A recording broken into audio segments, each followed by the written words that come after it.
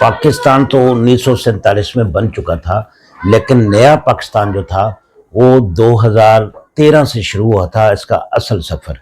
उससे पहले ये था कि लोग जो है वो गुलामी के तोक में फंसे हुए थे, और वो नस्ल दर नस्ल जो सियासतदान थे उनकी गुलामी में ही वो नाचते थे, गाते थे, वोट देते थे।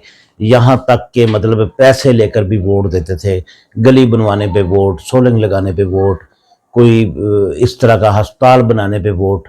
वो जो सियासी जमातें थी ना, वो इस कौम को एक गुलामाना जो अंदाज था उस तरह इन पर हुकूमत कर रही थी। फिर 2013 से नए पाकिस्तान का सफ़र शुरू हुआ।